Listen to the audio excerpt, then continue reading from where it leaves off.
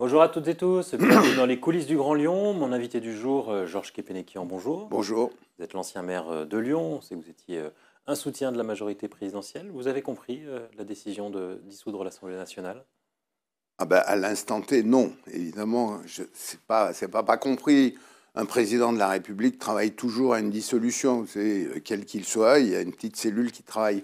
Mais la brutalité, le moment choisi, ont désarçonné tout le monde, y compris les plus proches de ces équipes. Je parle des députés. Donc c'est un moment bizarre.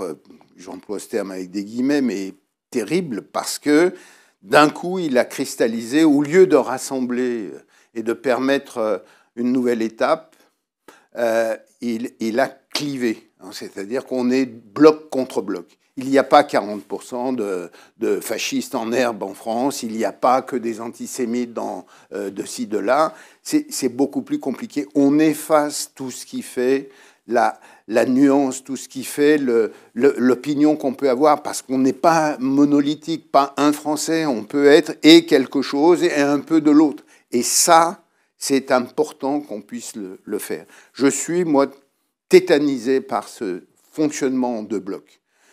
Et ça dit pour moi d'une certaine manière la fin d'un cycle, que celui qu'on a considéré comme important, la Ve République, après la Troisième, puis la Quatrième, c'était donner une stabilité. Ça a fonctionné dans un environnement relativement stable. Pour vous, c'est la fin de la Ve République? Ben, en tout cas, dans son fonctionnement, oui. Ne pas réintroduire de la nuance, donc de la proportionnelle, pour que des gens puissent trouver les moyens termes et au fond, qu'on travaille plutôt dans des rassemblements, des coalitions, comme le font tous les grands pays aujourd'hui, eh bien, c'est difficile parce que deux blocs, on l'a vu et on le voit, et demain, je crains qu'on le voit, ce seront deux blocs contre blocs. Donc, il faut que quelque chose se passe. C'est aussi le bilan d'Emmanuel Macron, qui est au pouvoir depuis 7 ans. C'est lui qui est responsable, finalement, d'avoir tué la Ve République? Alors, sincèrement, je pense que, moi, je remonte à Sarko, il n'a pas fait que du bien. Hollande s'est fait lui-même bloquer parce qu'il cherchait des majorités. Il a été bloqué à l'intérieur de son propre camp.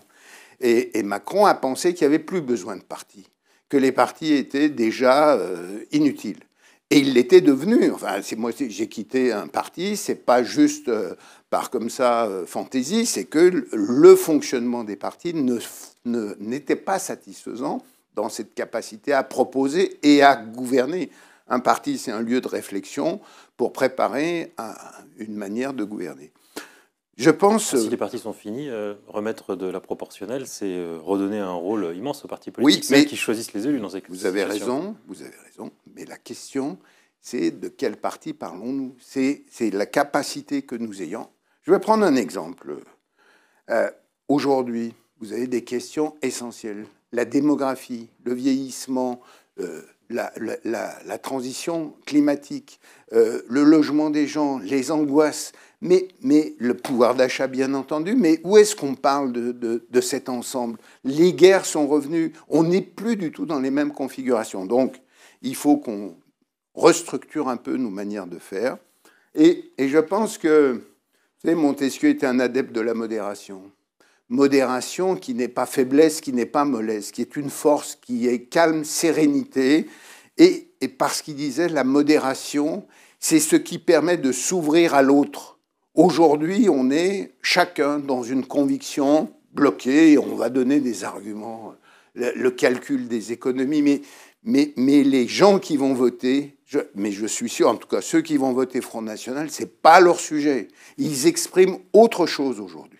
Et cette autre chose, si on ne refait pas société, on va avoir du mal. Et alors, qu'est-ce que vous ferez sur ce législatif? Vous soutiendrez qui? Ah ben, j'allais dire simple et difficile. Je pense que l'idée, c'est de soutenir ceux qui ont donné, là, pendant ces dernières années, là, des arguments, des preuves du solide de leur engagement pour la République. La République peut être en danger en ce moment. Eh ben, c'est Anne Brunière-Ame et Marie-Charlotte Garin et Thomas Rudigos pour donner l'expression, enfin l'ambiance dans laquelle je suis, et moi, députés aujourd'hui. sortants, de macronistes, Sortants, c'est pas parce qu'ils sont sortants, mais en tout cas, ils ont dans leur manière de dire et de faire, je fais confiance, on verra. Et dans la deuxième circonscription, on verra dans le deuxième tour comment les choses se passent. Vous ne prononcez pas sur le premier tour? Non, parce que il me faut quelques arguments. Et puis, évidemment, si le front est là, la question ne se posera pas de la même manière. Mais vous voyez... Si le Front National, le Rassemblement National est présent au deuxième tour, qu'est-ce que vous allez faire? On a le sentiment que le camp présidentiel, désormais, place sur le même niveau la France Insoumise ou le Rassemblement National. Je pense qu'on ne peut pas les mettre au même niveau. C'est artificiel tout. Le même niveau. Vous restez un adepte du Front républicain classique? Absolument. Tout plutôt que le Rassemblement National? Absolument. Parce que vous voyez les mouvements qui sont, les patrons qui discutent, enfin on voit bien la société. Vous savez, si le Front vient, moi je pense qu'il y aura des Jean Moulin, mais il y aura aussi des Maurice Papon. C'est comme ça que la société se passe. Donc, il faut quand même qu'on empêche 2-3 trucs, là. Donc en dehors de Lyon, là où il y a des risques d'avoir des députés du Rassemblement national, vous n'avez pas de difficulté à aller soutenir des candidats LFI, par exemple? Bien entendu, si la question est posée de manière aussi binaire, oui, bien entendu. J'imagine que vous avez regardé le résultat des européennes à Lyon. Il montre plutôt une progression de la gauche. Oui. C'est pas bon signe pour votre camp si vous souhaitez reconquérir la mairie. Je ne sais pas quel est mon camp. Mon camp, c'est peut-être celui du rassemblement des énergies. Vous voyez, je pense qu'on ne reconstruira pas non plus juste en s'appuyant sur les vieilles briques de notre ville. Cette ville, elle a toujours été capable d'innovation, d'espérance, de rassemblement de gens. Vous savez, à Lyon, il y a toujours eu tous les extrémistes. Mais grâce au Traboul, tout le monde discutait. Il faut refaire débat et il faut aller chercher des personnes qui ont envie de ville, qui ont envie de s'occuper de la cité. Et croyez-moi, il y en a plein parce que je travaille à ça. Mais vous préparez pour les prochaines municipales?